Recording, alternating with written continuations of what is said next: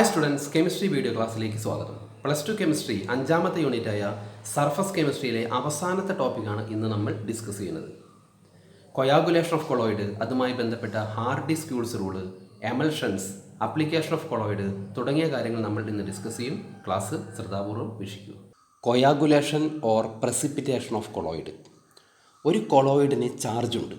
അതായത് കൊളോയിഡിൽ അടങ്ങിയിരിക്കുന്ന കൊളോയിഡ് പാർട്ടിക്കിൾസിനെ എല്ലാം ഒരേ ചാർജാണ്. ഇതിൻ്റെ ചാർജ് നഷ്ടപ്പെട്ടു കഴിഞ്ഞാൽ ഈ പാർട്ടിക്കിൾസ് പരസ്പരം കമ്പൈൻ ചെയ്യുകയും അത് പ്രസിപ്പിറ്റേറ്റ് ചെയ്യുകയും ചെയ്യും. അതായത് താഴെ വന്നടിയും. ആ ഒരു പ്രോസസ്സിനാണ് കൊയാഗുലേഷൻ അല്ലെങ്കിൽ ഫ്ലോക്കുലേഷൻ എന്ന് വിളിക്കുക. The process of settling of colloidal particles is called coagulation or flocculation. ഈ ചിത്രത്തിൽ കാണാം, ഇവിടെ ഒരു ബീക്കറിൽ ഒരു കൊളോയിഡ് എടുത്തിരിക്കുകയാണ്. ആ കൊളോയിഡിൽ എടുത്തിട്ടുള്ള ഡിസ്പേഴ്സ് ഫേസ്, അതായത് കൊളോയിഡ് പാർട്ടിക്കിൾസാണ് ഈ കാണുന്ന ബ്ലൂ കളറിൽ കാണുന്നത്. അതിലേക്ക് നമ്മൾ ഒരു ഇലക്ട്രോലൈറ്റ് ആഡ് ചെയ്യണം. ആ ഇലക്ട്രോലൈറ്റ് ആഡ് ചെയ്യുമ്പോൾ അതിലടങ്ങിയിരിക്കുന്ന അയോൺസ് ഈ കൊളോയിഡ് പാർട്ടിക്കിൾസിനെ ന്യൂട്രലൈസ് ചെയ്യുന്നതാണ് ഈ ചിത്രം. അങ്ങനെ ന്യൂട്രലൈസ് ചെയ്യുന്നതിൻ്റെ ഫലമായിട്ട് കൊളോയിഡ് പാർട്ടിക്കിൾസിൻ്റെ ചാർജ് നഷ്ടപ്പെടുകയും അവ പരസ്പരം കൂടിച്ചേർന്ന് താഴെ വന്ന് സെറ്റിൽ ഡൗൺ ചെയ്യും. അങ്ങനെ അത് കൊയാഗുലേറ്റ് ചെയ്യും. ഈ ഒരു പ്രോസസ്സിനാണ് നമ്മൾ കൊയാഗുലേഷൻ എന്ന് വിളിക്കുക. കൊയാഗുലേഷൻ ഏതെല്ലാം രീതിയിലാണ് നടത്താൻ സാധിക്കുക? ഒന്നാമത്തെ മെത്തേഡ് ബൈ ഇലക്ട്രോഫോറസിസ്. ഇലക്ട്രോഫോറസിസ് എന്താണെന്ന് നമ്മൾ കഴിഞ്ഞ ക്ലാസ്സിൽ പഠിച്ചു. കൊളോയിഡിൽ കൂടി ഇലക്ട്രിസിറ്റി കടത്തിവിടുക. അങ്ങനെ കടത്തിവിടുമ്പോൾ അതിലെ പാർട്ടിക്കിൾസിൻ്റെ ചാർജ് ന്യൂട്രലൈസ് ചെയ്യപ്പെടുകയും അവ ചാർജ് നഷ്ടപ്പെട്ട് പരസ്പരം കമ്പൈൻ ചെയ്ത് താഴെ ഒന്ന് പ്രസിപ്പിറ്റ് ചെയ്യുകയും ചെയ്യും. നമ്മൾ കഴിഞ്ഞ ക്ലാസ്സിൽ പഠിച്ചതാണ്.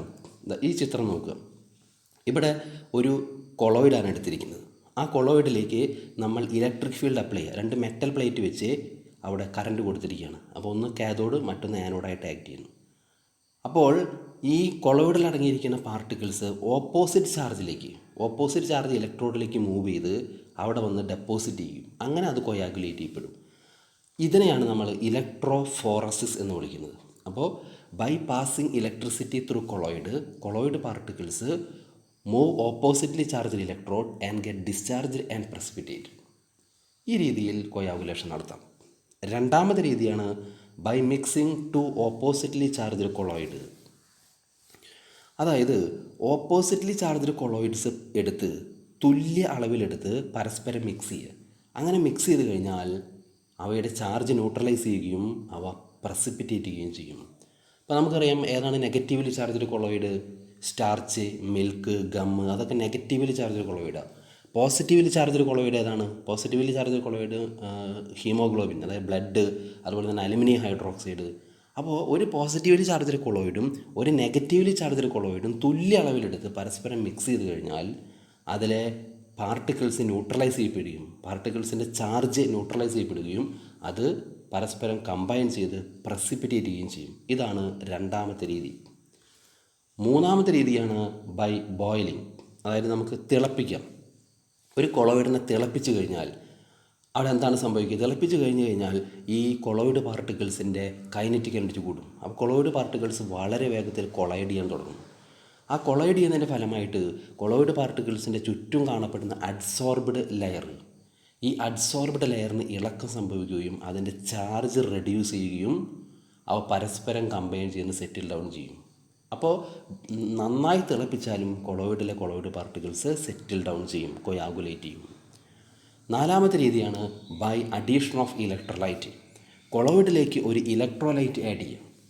അപ്പോൾ നമുക്കറിയാം മിൽക്ക് ഒരു കൊളോയിഡാണ്. നെഗറ്റീവ്ലി ചാർജ്ഡ് കൊളോയിഡാണ് മിൽക്ക്. അതിലേക്ക് നമ്മളൊരു ഇലക്ട്രോലൈറ്റ് ആഡ് ചെയ്യണം. ഏത് ഇലക്ട്രോലൈറ്റ്? ഇപ്പോൾ sodium chloride, potassium chloride, copper sulphate, അങ്ങനെ ഏതെങ്കിലും. ഇപ്പോൾ സോഡിയം ക്ലോറൈഡ് ഇലക്ട്രോലൈറ്റ് ആഡ് ചെയ്യണം. ആ ആഡ് ചെയ്ത് കഴിഞ്ഞാൽ സോഡിയം ക്ലോറൈഡിൽ അടങ്ങിയിരിക്കുന്ന അയോൺസ്, ഏത് അയോൺസ്? പോസിറ്റീവ് ചാർജുള്ള അയോൺസ് ഈ മിൽക്കിലെ നെഗറ്റീവ് ചാർജുള്ള പാർട്ടിക്കിൾസിനെ ന്യൂട്രലൈസ് ചെയ്യുകയും അത് ചാർജ് നഷ്ടപ്പെട്ട് പരസ്പരം കമ്പൈൻ ചെയ്ത് സെറ്റിൽ ഡൗൺ ചെയ്യും. അപ്പോൾ ഈ രീതിയിലും, അതായത് ഇലക്ട്രോലൈറ്റ് കൊളോയിഡിലേക്ക് ആഡ് ചെയ്തും കൊയാഗുലേഷൻ നടത്താൻ സാധിക്കും. ഇതാണ് 4 രീതികൾ. അതായത് ഒരു കൊളോയിഡിനെ കൊയാഗുലേറ്റ് ചെയ്യിപ്പിക്കാനുള്ള 4 രീതികൾ. 1 by electrophoresis, 2 by mixing two oppositely charged colloids, 3 by boiling, 4 by addition of electrolyte. ഈ കൊയാഗുലേഷനുമായി ബന്ധപ്പെട്ട ഒരു പ്രധാനപ്പെട്ട റൂളാണ് ഹാർഡി-സ്ക്യൂൾസ് റൂൾ. ഈ ഹാർഡിസ് ക്യൂൾസ് റൂൾ എല്ലാവരും പഠിച്ചു വയ്ക്കണം, പ്രധാനപ്പെട്ടതാണ്, എക്സാമിന് ചോദിക്കാറുണ്ട്. ഇവിടെ 3 ബീക്കർ കാണാം. ഈ 3 ബീക്കറിൽ നമ്മൾ മിൽക്ക് എടുത്തിരിക്കുകയാണ്. മിൽക്ക് നെഗറ്റീവ്ലി ചാർജ്ഡ് കൊളോയിഡാണ്. ഇതിലേക്ക് നമ്മൾ ഇലക്ട്രോലൈറ്റ് ആഡ് ചെയ്യുന്നു. ആദ്യത്തെ ബീക്കറിലേക്ക് സോഡിയം ക്ലോറൈഡ്, രണ്ടാമത്തെ ബീക്കറിലേക്ക് ബേരിയം ക്ലോറൈഡ്, മൂന്നാമത്തെ ബീക്കറിലേക്ക് അലുമിനിയം ക്ലോറൈഡ്. അങ്ങനെ 3 വ്യത്യസ്ത ഇലക്ട്രോലൈറ്റുകൾ ഒരേ അളവിലെടുത്തിരിക്കുന്ന മിൽക്ക് എന്ന് പറയുന്ന നെഗറ്റീവ്ലി ചാർജ്ഡ് കൊളോയിഡിലേക്ക് ആഡ് ചെയ്യണം. ഇതിലേതിലാണ് കൊയാഗുലേഷൻ വേഗത്തിൽ സംഭവിക്കുക? First beaker, second beaker, third beaker, ഏത് ബീക്കറിലാണ് കൊയാഗുലേഷൻ പെട്ടെന്ന് നടക്കുക? ഇവിടെ മൂന്നാമത്തെ ബീക്കറിലാണ് കൊയാഗുലേഷൻ വളരെ വേഗത്തിൽ നടക്കുക. അത് കഴിഞ്ഞാൽ രണ്ടാമത്തെ ബീക്കറിൽ, ഏറ്റവും സ്ലോലി ഒന്നാമത്തെ ബീക്കറിൽ. എന്തുകൊണ്ടാണ് അവിടെ മൂന്നാമത്തെ ബീക്കറിൽ കൊയാഗുലേഷൻ വേഗത്തിൽ നടക്കുന്നത്? അതിന് നമുക്കറിയാം, മൂന്നാമത്തെ ബീക്കറിൽ നമ്മൾ ആഡ് ചെയ്തത് അലുമിനിയം ക്ലോറൈഡാണ്. അലുമിനിയം ക്ലോറൈഡ് അയണൈസ് ചെയ്ത് കഴിഞ്ഞാൽ Al3+ Cl- ആയിട്ട് മാറും. രണ്ടാമത്തെ ബീക്കറിലേക്ക് ആഡ് ചെയ്ത് ബേരിയം ക്ലോറൈഡ്, അത് അയണൈസ് ചെയ്താൽ Ba2+ Cl- ആയിട്ട് മാറും. ഒന്നാമത്തേലേക്ക് ആഡ് ചെയ്തത് സോഡിയം ക്ലോറൈഡാണ്, അത് അയണൈസ് ചെയ്താൽ Na+1 Cl-. അപ്പോൾ ഇതിലേതിലാണ്? നമുക്കറിയാം ഈ മിൽക്ക് നെഗറ്റീവ്ലി ചാർജ്ഡ് കൊളോയിഡാണ്. അപ്പോൾ അതിനെ കൊയാഗുലേറ്റ് ചെയ്യിപ്പിക്കുക ഈ ഇലക്ട്രോലൈറ്റിലെ ഓപ്പോസിറ്റ് ചാർജിൽ അയോണാണ്. ഇതിലെ ഓപ്പോസിറ്റ് ചാർജിൽ അയോൺ ഏതാണ്? Al3+ ആണ്, ഇതിലെ Ba2+ ആണ്, ഇതിലെ Na+ ആണ്. അപ്പോൾ ഇതിൽ ഏത് അയോണിനാണ് വാലൻസി കൂടുതൽ? ഇവിടെ നോക്കി അറിയാൻ സാധിക്കും. Al3+, Ba2+, Na+ ആയി. ഇതിൽ അലുമിനിയത്തിൻ്റെ വാലൻസിയാണ് കൂടുതൽ. ഇവിടെ 3 ആണ് വാലൻസി, അതായത് ചാർജ് കൂടുതൽ. ഇവിടെ 2 ആണ് വാലൻസി, ഇവിടെ 1 ആണ് വാലൻസി. അപ്പോൾ ആഡ് ചെയ്യുന്ന ഇലക്ട്രോലൈറ്റിൻ്റെ വാലൻസ് കൂടിക്കഴിഞ്ഞാൽ കൊയാഗുലേറ്റ് ചെയ്യാനുള്ള പവറും കൂടും. അപ്പോൾ ഒരു കൊളോയിഡിലേക്ക് ഇലക്ട്രോലൈറ്റ് ആഡ് ചെയ്ത് കഴിഞ്ഞാൽ കൊളോയിഡിലെ പാർട്ടിക്കിൾസിന് ഓപ്പോസിറ്റ് ചാർജുള്ള ഇലക്ട്രോലൈറ്റിലെ അയോണാണ് കൊയാഗുലേറ്റ് ചെയ്യിപ്പിക്കുക. മാത്രമല്ല ആ അയോണിൻ്റെ വാലൻസ് കൂടിക്കഴിഞ്ഞാൽ കൊയാഗുലേറ്റ് ചെയ്യാനുള്ള പവറും കൂടും. ഇതാണ് ഹാർഡിസ് ക്യൂൾസ് എന്ന് പറയുന്നത്. അപ്പോൾ അവിടെ നിങ്ങൾക്ക് കാണാൻ സാധിക്കും, a positive ion causes the precipitation of negatively charged colloid and vice versa. The Hardy's Schulze rule states that the greater the valency of the coagulating ion added, the greater is its power to cause precipitation. ഇതാണ് അതിൻ്റെ statement.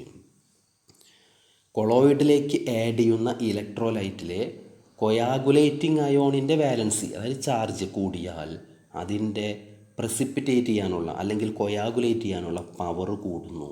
ഇതാണ് ഹാർഡിസ് Schulze rule. മറ്റൊരു example നമുക്ക് നോക്കാം. ഇവിടെ ബീക്കറിൽ നമ്മൾ positively charged chloride എടുത്തിരിക്കുകയാണ്. അലുമിനിയം ഹൈഡ്രോക്സൈഡ് ആവാം. 3 ബീക്കറിൽ 3 പോസിറ്റീവ്ലി ചാർജ്ഡ് ക്ലോറൈഡ് തുല്യ അളവിൽ ആഡ് ചെയ്യുന്ന ഇലക്ട്രോലൈറ്റ് നോക്കുക. ആദ്യത്തേലേക്ക് സോഡിയം ക്ലോറൈഡ്, രണ്ടാമത്തേലേക്ക് സോഡിയം സൾഫേറ്റ്, മൂന്നാമത്തേലേക്ക് സോഡിയം ഫോസ്ഫേറ്റ്. അങ്ങനെയാണെങ്കിൽ ഈ സോഡിയം ക്ലോറൈഡ് എങ്ങനെയാണ്? Na+, Cl-1. ഇത് Na+SO4 2-, ഇത് Na+, PO4 3-. അപ്പോൾ ഇത് പോസിറ്റീവ് ചാർജുള്ള കൊളോയിഡാണ്.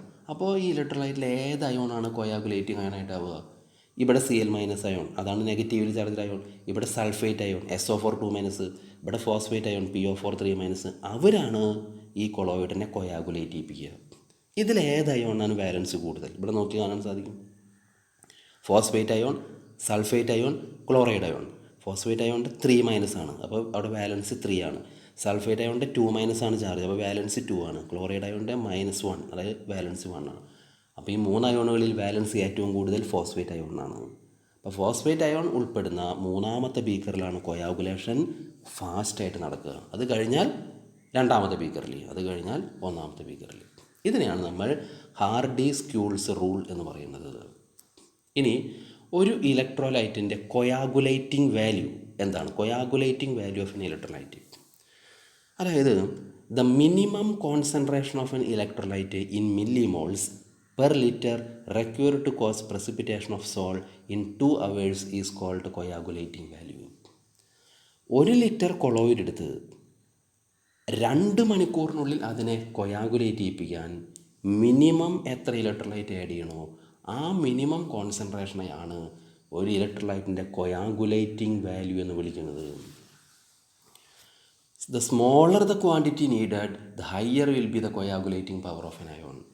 അതായത് ഒരു ഇലക്ട്രോലൈറ്റിൻ്റെ കൊയാഗുലേറ്റിംഗ് വാല്യൂ കൂടുതലാണെങ്കിൽ അത് കുറച്ച് ആഡ് ചെയ്താൽ മതി, കൂടുതൽ അളവിൽ കൊളോയിഡ് കൊയാഗുലേറ്റ് ചെയ്യും. അതാണ് പറയുന്നത് smaller the quantity needed higher will be the coagulating power of an ion. മറ്റൊരു ടോപ്പിക്കാണ് പ്രൊട്ടക്റ്റീവ് കൊളോയിഡ്. അപ്പോൾ നമുക്കറിയാം ഐസ്ക്രീം. ഈ ഐസ്ക്രീം എന്ന് പറയുന്നത് പെട്ടെന്ന് സെറ്റിൽ ഡൗൺ ചെയ്യുന്നൊരു കൊളോയിഡാണ്. അത് വേഗത്തിൽ കൊളോയിഡ് ചെയ്തിരിക്കാനും അതിന് സ്റ്റെബിലിറ്റി കിട്ടുന്നതിന് വേണ്ടി അതിലേക്ക് നമ്മൾ ജെലാറ്റിൻ ആഡ് ചെയ്യുന്നു. അവിടെ ജെലാറ്റിൻ എന്ന് പറയുന്നത് ഒരു പ്രൊട്ടക്റ്റീവ് കൊളോയിഡാണ് ആക്ട് ചെയ്യുക. അപ്പോൾ അവിടെ പറയാം lyophilic colloids have unique property of protecting lyophobic colloid. Lyophilic കൊളോയിഡുകൾ പൊതുവെ സ്റ്റേബിളാണ്. അവയ്ക്ക് അൺസ്റ്റേബിളായിട്ടുള്ള ലയോഫോബിക് കൊളോയിഡുകളെ പ്രൊട്ടക്റ്റ് ചെയ്യാനുള്ള, സംരക്ഷിക്കാനുള്ള കഴിവുണ്ട്. അപ്പോൾ ഒരു ലയോഫിലിക് കൊളോയിഡ് നമ്മളൊരു ലയോഫോബിക് കൊളോയിഡിലേക്ക് ആഡ് ചെയ്ത് കഴിഞ്ഞാൽ ഈ ലയോഫിലിക് കൊളോയിഡിൻ്റെ പാർട്ടിക്കിൾസ് ലയോഫോബിക് കൊളോയിഡിന് ചുറ്റും ഒരു ലെയർ ഫോം ചെയ്യുകയും അതിനെ പ്രൊട്ടക്റ്റ് ചെയ്യുകയും ചെയ്യും. അങ്ങനെ ലയോഫോബിക് കൊളോയിഡ്സിനെ പ്രൊട്ടക്റ്റ് ചെയ്യുന്ന ലയോഫിലിക് കൊളോയിഡുകളെ വിളിക്കുന്ന പേരാണ് protective colloid. The lyophilic colloids which are used to protect the lyophobia colloids are called protective colloids. ഏറ്റവും നല്ല എക്സാമ്പിളാണ് gelatin is a protective colloid to protect the colloid ice cream. മറ്റൊന്നാണ് കൊളോയിഡിൻ്റെ അപ്ലിക്കേഷൻസ്. എന്തൊക്കെയാണ് കൊളോയിഡിൻ്റെ പ്രായോഗിക ഫലങ്ങൾ? കുറേ ആപ്ലിക്കേഷൻസ് ഉണ്ട്. നമ്മൾ പ്രധാനമായും ഒരു 4 ആപ്ലിക്കേഷൻസ് ഇവിടെ ഡിസ്കസ് ചെയ്യുകയാണ്. ഒന്നാമത്തെ ആർട്ടിഫിഷ്യൽ റെയിൻ, കൃത്രിമ മഴ. യൂറോപ്യൻ കൺട്രികളിലൊക്കെ ധാരാളമായിട്ട് ഈ ആർട്ടിഫിഷ്യൽ റെയിൻ ഉണ്ടാകുന്നത്. അതായത് നമുക്കറിയാം ക്ലൗഡ്സ് ധാരാളം നമ്മുടെ അറ്റ്മോസ്ഫിയറിലുണ്ടെങ്കിൽ ആ ക്ലൗഡ്സിലേക്ക് നമ്മൾ ഇലക്ട്രിക്കലി ചാർജഡ് ആയിട്ടുള്ള സാൻഡോ അല്ലെങ്കിൽ സിൽവർ അയഡൈഡ്, AgI എന്ന് പറയും, സിൽവർ അയഡൈഡോ എയറോപ്ലെയിൻ വഴി നമ്മളതിലേക്ക് ഈ ക്ലൗഡ്സിലേക്ക് സ്പ്രേ ചെയ്യണം. ആ സ്പ്രേ ചെയ്യുമ്പോൾ ക്ലൗഡ് എന്ന് പറയുന്നത് ഒരു കൊളോയിഡാണ്. അതിലേക്ക് ഈ സിൽവർ അയഡൈഡ് പോലെയുള്ള കെമിക്കൽസ് ആഡ് ചെയ്ത് കഴിഞ്ഞാൽ സിൽവർ അയഡൈഡിലെ ചാർജ്ഡ് അയോൺസ് ഈ ക്ലൗഡിലെ പാർട്ടിക്കിൾസിനെ ന്യൂട്രലൈസ് ചെയ്യുകയും ക്ലൗഡിലെ കൊളോയിഡ് പാർട്ടിക്കിൾസ് പരസ്പരം കമ്പൈൻ ചെയ്ത് താഴേക്ക് മഴയായിട്ട് വരികയും ചെയ്യും. ഇതിനെയാണ് ആർട്ടിഫിഷ്യൽ റെയിൻ എന്ന് പറയുന്നത്. അവിടെ ക്ലൗഡ് എന്ന് പറയുന്നത് ഒരു കൊളോയിഡാണ്. അവിടെ സംഭവിക്കുന്നത് ഒരു കൊയാങ്കുലേഷനാണ്. മറ്റൊന്നാണ് റബ്ബർ ലാറ്റക്സ്. റബ്ബർ മരങ്ങളിൽ നിന്ന് എടുക്കുന്ന പാല്, റബ്ബർ ലാറ്റക്സ്. റബ്ബർ ലാറ്റക്സ് ഒരു നെഗറ്റീവ്ലി ചാർജ്ഡ് കൊളോയിഡാണ്. അതിലേക്ക് നമ്മൾ ഫോമിക് ആസിഡ് ആഡ് ചെയ്ത് കഴിഞ്ഞാൽ ഈ റബ്ബർ ലാറ്റക്സ് എന്ത് ചെയ്യും? അത് കൊയാഗുലേറ്റ് ചെയ്യും. കൊയാഗുലേറ്റ് ചെയ്ത് അതൊരു സോളിഡ് ഫോമിലേക്ക് മാറും. റബ്ബർ ഷീറ്റായിട്ട് മാറ്റിയെടുക്കാൻ സാധിക്കും. അതാണ് രണ്ടാമത്തെ രീതി. മൂന്നാമത്തെ രീതി ഡെൽറ്റ ഫോർമേഷൻ. ഡെൽറ്റ ഫോർമേഷൻ പറഞ്ഞാൽ മൺതിട്ടകൾ ഫോം ചെയ്യും. എവിടെയാണ് മൺതിട്ടകൾ ഫോം ചെയ്യുക? ഇപ്പോൾ നമുക്കറിയാം റിവറും അതുപോലെ തന്നെ സീയും മീറ്റ് ചെയ്യുന്ന സ്ഥലങ്ങളിൽ, അതായത് നമ്മൾ അഴിമുഖങ്ങളിൽ എന്ന് പറയും. അഴിമുഖം അതായത് ഒരു റിവർ വന്ന് അല്ലെങ്കിൽ പുഴ വന്ന് കടലിൽ വന്ന് ചേരുന്ന സ്ഥലം, അതാണ് അഴിമുഖം. ഈ അഴിമുഖങ്ങളിലാണ് ഈ മൺതിട്ടകൾ ഫോം ചെയ്യുക. എന്തുകൊണ്ടാണ്? നമുക്കറിയാം റിവർ വാട്ടർ എന്ന് പറയുന്നത് it is a colloid of clay, അതായത് ചെളിവെള്ളമാണ്. അതൊരു കൊളോയിഡാണ് റിവർ വാട്ടർ. ആ റിവർ വാട്ടർ കടലിൽ വന്ന് ടച്ച് ചെയ്യുമ്പോൾ കടലിൽ ധാരാളം ഇലക്ട്രോലൈറ്റ് ഉണ്ട്. ഇപ്പോൾ സീയിൽ sodium chloride, potassium chloride, magnesium sulphur chloride, അങ്ങനെ തുടങ്ങിയ അനേകം ഇലക്ട്രോലൈറ്റുകളുണ്ട്. ഈ ഇലക്ട്രോലൈറ്റിലെ അയോൺസുകൾ ഈ റിവർ വാട്ടറിൽ അടങ്ങിയിരിക്കുന്ന മഡി വാട്ടറിനെ, അതായത് കൊളോയിഡ് ഓഫ് ക്ലേനെ എന്ത് ചെയ്യും? ന്യൂട്രലൈസ് ചെയ്യിപ്പിക്കും. അതിലെ പാർട്ടിക്കിൾസ് ചാർജ് നഷ്ടപ്പെട്ട് സെറ്റിൽ ഡൗൺ ചെയ്യും, കൊയാഗുലേറ്റ് ചെയ്യും. ഇവിടെ കാണാൻ സാധിക്കുക റിവറാണ് വരുന്നത്. ഈ റിവർ വന്ന് ഈ സീയിൽ വന്ന് ടച്ച് ചെയ്യണം. ഈ ബ്ലൂ കളറാണ് സീയാണ്, ഡാർക്ക് ബ്ലൂ. അതിൽ വന്ന് ടച്ച് ചെയ്യുമ്പോൾ ഇവിടെയാണ് ഈ മൺതിട്ടകൾ ഡെൽറ്റ ഫോം ചെയ്യും. അപ്പോൾ ഈ പാർട്ടിക്കിൾസിൻ്റെ ചാർജ്, മഡ് പാർട്ടിക്കിൾസിൻ്റെ ചാർജ് നഷ്ടപ്പെട്ട് അത് വന്ന് കമ്പൈൻ ചെയ്ത് സെറ്റിൽ ഡൗൺ ചെയ്യും. ഇവിടെയാണ് ഈ അഴിമുഖം, ഇവിടെ വന്നിട്ടാണ് കൂടുതൽ അളവിൽ ഈ മഡ് പാർട്ടിക്കിൾസ് സെറ്റിൽ ഡൗൺ ചെയ്ത് ഡെൽറ്റ ഫോം ചെയ്യുക. അത് ഒരു കൊളോയിഡിൻ്റെ ആപ്ലിക്കേഷനാണ്. നാലാമതൊന്നാണ് കോട്രൽ പ്രസിപ്പിറ്റേറ്റർ. എന്താണ് കോട്രൽ പ്രസിപ്പിറ്റേറ്റർ? അതായത് ഇൻഡസ്ട്രിയൽ പ്ലാന്റ്സുകളിൽ ചിമ്മനികൾ സ്ഥാപിക്കുമ്പോൾ, അതായത് പുക പോകാനുള്ള പുകക്കുഴലുകൾ സ്ഥാപിക്കുമ്പോൾ അതിനകത്ത് ഇലക്ട്രിക്കലി ചാർജ്ഡ് ആയിട്ടുള്ള ഒരു മെറ്റൽ പ്ലേറ്റ് ഇൻസ്റ്റാൾ ചെയ്യും. അതിനെയാണ് നമ്മൾ കോട്രൽ പ്രസിപ്പിറ്റേറ്റർ എന്ന് വിളിക്കുക. ഇതിവിടെ കാണാൻ സാധിക്കും. ഇത് കാണുന്നത് ഒരു ഇൻഡസ്ട്രിയൽ പ്ലാന്റിൻ്റെ പുകക്കുഴലാണ്, ചിമ്മണിയാണ്. ഇതിൽ കൂടെയാണ് സ്മോക്ക് പുറത്തേക്ക് പോകുന്നത്. ഇതിനകത്ത് ഒരു മെറ്റലിൻ്റെ പ്ലേറ്റ് കാണാം, യെല്ലോ കളറിൽ മെറ്റലിൻ്റെ പ്ലേറ്റ്. അത് ഇലക്ട്രിക്കലി ചാർജ്ഡാണ്, നമുക്ക് കണക്ഷൻ കൊടുത്തിരിക്കുകയാണ്. അപ്പോൾ സ്മോക്ക് എന്ന് പറഞ്ഞാൽ നമുക്കറിയാം ഡസ്റ്റ് പാർട്ടിക്കിൾസ് ഉണ്ടാവും, കാർബൺ ഡൈ ഓക്സൈഡ് ഉണ്ടായിരിക്കും, കാർബൺ ഉണ്ടായിരിക്കും, അൺബേൺഡ് കാർബൺ, ഇതൊക്കെ ഉണ്ടായിരിക്കും. അപ്പോൾ ഈ പറയുന്ന സ്മോക്ക് മുകളിലോട്ട് പോകുമ്പോൾ ഈ പറയുന്ന ഇലക്ട്രിക്കലി ചാർജ് മെറ്റൽ പ്ലേറ്റിൻ്റെ അവിടെ എത്തുമ്പോൾ ഈ സ്മോക്ക് എന്ന് പറയുന്നത് കൊളോയിഡാണ്. അതിലടങ്ങിയിരിക്കുന്ന പാർട്ടിക്കിൾസ് ഈ ഇലക്ട്രിക്കലി ചാർജ് മെറ്റൽ പ്ലേറ്റുമേ എന്ത് ചെയ്യും, വന്നടിയുകയും അവിടെ ചാർജ് നഷ്ടപ്പെട്ട് താഴേക്ക് വരികയും ചെയ്യും. അപ്പോൾ പുറത്തേക്ക് പോകുന്നത് ഒന്നുകൂടി പ്യുവർ ആയിട്ടുള്ള സ്മോക്ക് ആയിരിക്കും.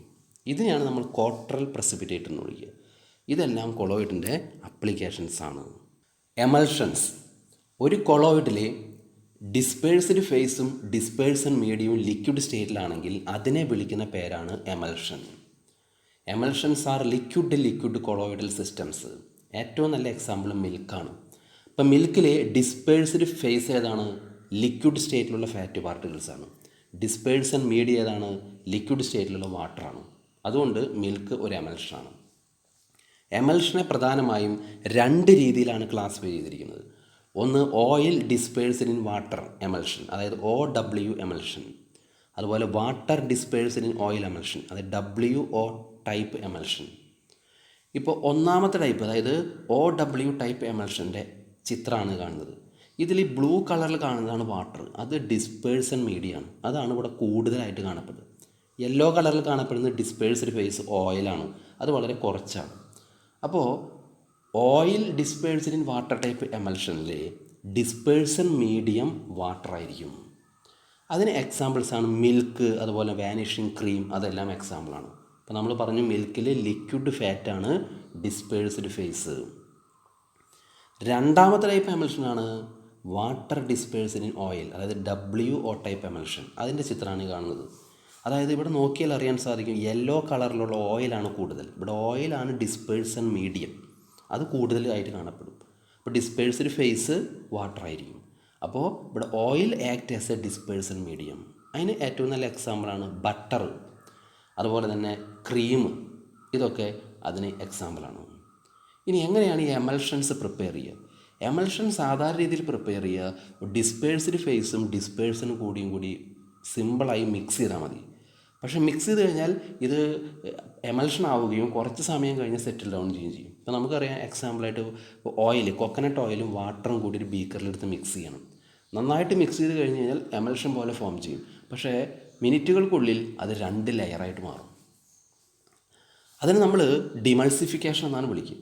അപ്പോൾ ഇവിടെ എമൽഷൻ ശരിക്ക് ഉണ്ടായി അത് സ്റ്റേബിളായിട്ട് നിലനിൽക്കണമെങ്കിൽ ഈ എമൽഷൻ പ്രിപ്പയർ ചെയ്യുന്ന സമയത്ത് അതിലേക്ക് മൂന്നാമതൊരു കെമിക്കൽ കൂടി ആഡ് ചെയ്യണം. അത് വേണമെങ്കിൽ സോപ്പാവാം, അല്ലെങ്കിൽ ഗമ്മാവാം, അങ്ങനെ എന്തെങ്കിലും ആഡ് ചെയ്തിട്ട് ഈ ഡിസ്പേഴ്സ്ഡ് ഫേസും ഡിസ്പേഴ്സണും കൂടി മിക്സ് ചെയ്ത് കഴിഞ്ഞാൽ അവിടെ എമൽഷൻ ഉണ്ടാവുകയും ആ എമൽഷൻ സ്റ്റേബിളായിട്ട് നിൽക്കുകയും ചെയ്യും.